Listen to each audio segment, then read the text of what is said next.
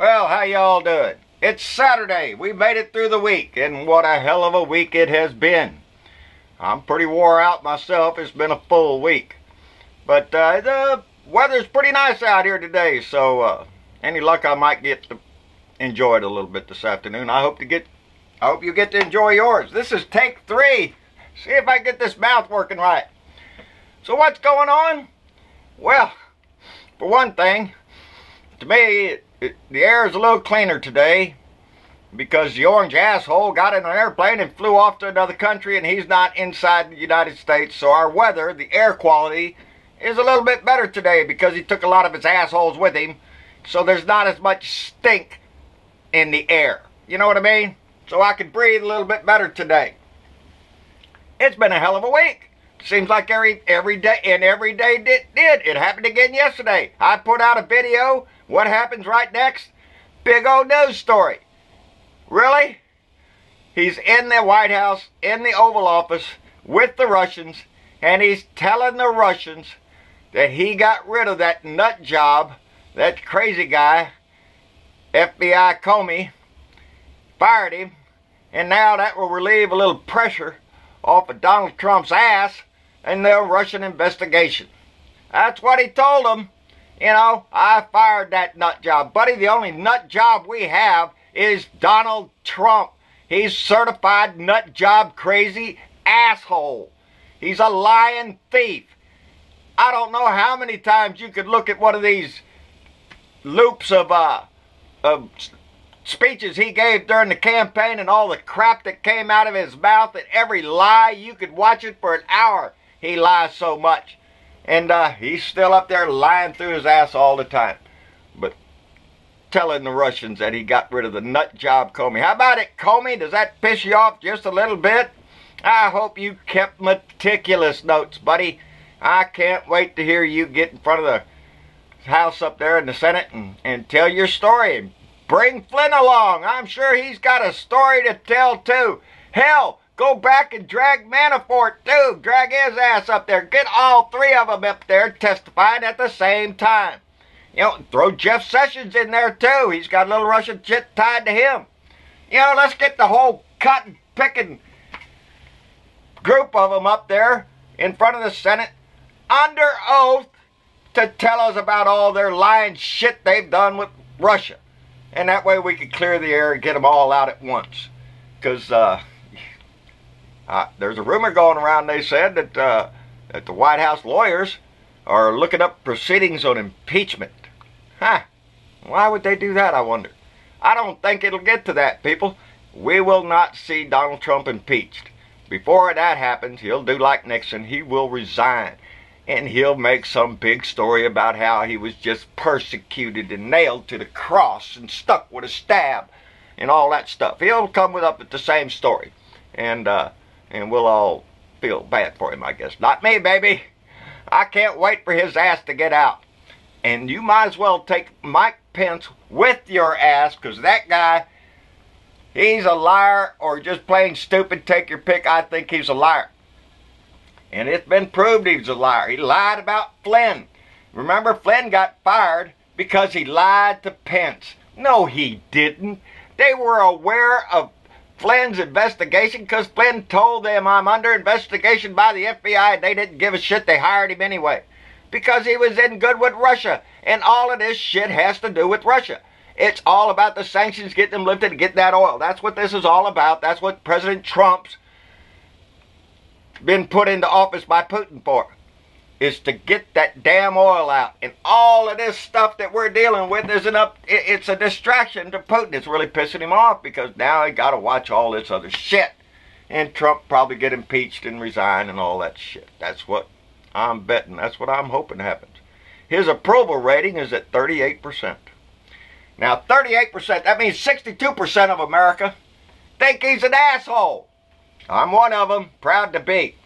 But if you look at that 38%, you know, I've said before in previous conversations that I believe 25% of the Republican Party are your die-hard, cockroach, minions, supporters of Donald Trump. Those are the white supremacists, the Nazi suckers, all that shit. All those deplorables Hillary talked about, that's that 25%, I believe, of the Republican Party. And they're holding them hostage. But at 38% disapproval, and you take that 25% that you can't do shit with, they're just ignorant, and well, that only leaves 13%. 13% of Republicans. That's what we got. That's who we're after. There's only 13% that we have to convince that their party has been taken over by idiots. And their head idiot is now in the Oval Office. And, you know, there's enough smart people out here that see this shit every day that we can do something about it. And that's what this is about. This is my opportunity to do something about it. To spread the word that he's a lying dick. And I say that just about every day. I tell it to somebody every day. He's a liar. Tell me he's not. I could pull up on a video how many times he's lied. But to the Republican Party, it doesn't matter. Because he's doing what the Republican Party wants. He's doing away with regulations. He's changing things up for corporations to make big money. He's over there making a big deal with Saudi Arabia today. They're going to be buying billions and billions and billions and hundreds of billions of dollars of military equipment from us. From us. Because we have to keep the balance of power over there with Iran, with Saudi Arabia. And that's what that's always been about. That's what Iraq was about. That's what the ISIS thing is about. That's what all that Middle East shit is about. Is Saudi Arabia and Iran, the Sunni against the Shiite. That shit ain't going to change ever. It's been going on for 1,000 years, and no matter what the hell we do, that's going to continue. But, I don't know. I have real mixed feelings about Saudi Arabia. Seems to me every president we have crawls on their ass to go over there to see them people because they are the ones with the money and the oil and all that shit that we have to constantly kiss up to. I don't like it a bit. I remember how many hijackers came out of Saudi Arabia. I remember the money that came out of Saudi Arabia to support those hijackers. And I remember that they still preach in their little mosque over there that we are the infidels and that we need to be killed and all that shit. That's what goes on over there. They still chop people's heads off. They still cut their hands off for shit. They're a barbaric country. And they treat their women like shit. So, that's my idea of Saudi Arabia anyway. I'm no big fan.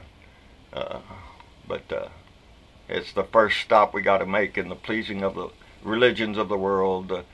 Islam, and then we got to go over to the Jewish faith, and then we got to go over to the Catholic faith. So we got to make all the religious people happy with something or another over there. They'll all turn again. He's trying to juggle all of them, and it ain't going to work because nobody ever has. You know, yesterday we was talking about that program Crosscheck, and stimulated a letter to me from Mary Cifuentes. Mary wrote to me and about a story about her and her husband. A story that involved a check being bounced at a base commissary store, and she got this phone call about this check. And they started asking her, well, you're Martha Cifuentes, right? Yes, I am. Is your husband, I forgot, I didn't write down the husband name. So-and-so, yes, it is. Is his middle name this? Yes. Is your middle name this? Yes. Well, then that's you. You bounced the check. No, it didn't. They went back and forth with this argument. Martha was getting a little upset. And it boiled down to one thing to find out who was who. The Social Security numbers didn't match. You had the wrong guy. This was back in the 80s. This has nothing to do with the voter right now. But this she pointed out, what are the odds of two women with the same name marrying two men with the same name? That's pretty rare, I bet. But it's not impossible. The laws of averages always tells us that every possibility has a 100% chance of happening. It's like saying, is there life on another planet? Yes, I have a 100% probability that it does. Because if it's only 1 in a billion, and 1 in a billion planets out here that there might be life, okay, well you just keep extrapolating that out. Sooner or later that 1% becomes 100%. Yeah, it can happen. And I guess it happened to Martha. And she wrote that story to me. I appreciate it.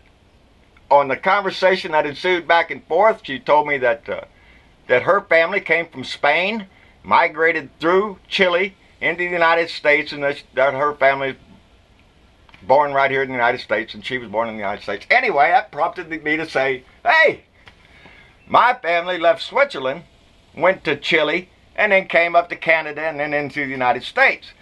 So I wonder, just out of the laws of probability, what's the chance that her relatives bumped into my relatives down in Chile so many years ago? Who knows? It could happen, and it could be still happening today because I still have family in Chile down there. Descendants from my original family in Switzerland. And that's interesting to find out. I say it all the time. I'm just tickled to death to know them. And that's, it's amazing stories like that. I've seen conversations down there in the comment sections going back and forth between people, and I think that's the greatest thing in the world, is to have those conversations between us and reassure us, each other, that we are in this as a team, and that we lift each other up. Because I tell you, people, we have to show passion in this fight. We can't be lukewarm. There's a line in the Bible that says that if you are lukewarm, the Lord will spew you out. Don't be wishy-washy about this shit. Pick a side. Drag those ones on that side over there, that right side, that believe in greed and hate. Drag them over to our side.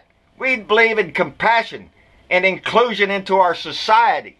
That's what we believe in on the left. They get all worked up about immigrants and all that, and we are all immigrants. Every last one of us. If you go back far enough in your history, you came from somewhere else. This is the melting pot, and we include everybody in it. And we just have some ingredients that got in there that were kind of spoilt when they were put in there. Them racists, them Klan members, them rebel flag waving guys. That's the guys that we need to, slap upside the head, get some sense, read a book, do something, and get away from that hateful shit. And just, like I said, pick a side. But we need to stay passionate about this every day. It has to touch you in some way to let others know what's going on in this world, in this country, in your state, in your county, in your city. Keep an eye on what's going on. Help other people when you can. Hold that conversation down there if you can.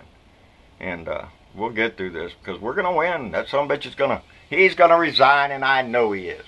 And then we'll deal with Pence, because we know Pence is a damn liar too. He proved that when Flynn came, had the Flynn problem. Now he's proving it again with the Comey problem.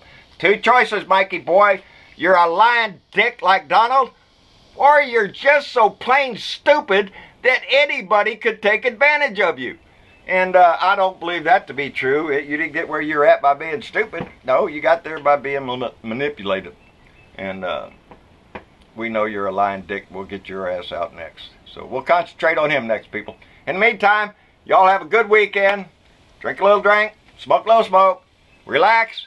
I'm going to go try to relax a little bit and enjoy my weekend. And Sunday's coming up. We'll have the talk shows. Like, share, and subscribe down there on my YouTube channel. And all that other stuff I usually say. Getting wore out. Long-winded, I bet. I don't know what the time is on this, but I bet it went long. Y'all have a good weekend, and we'll see y'all tomorrow. Bye now.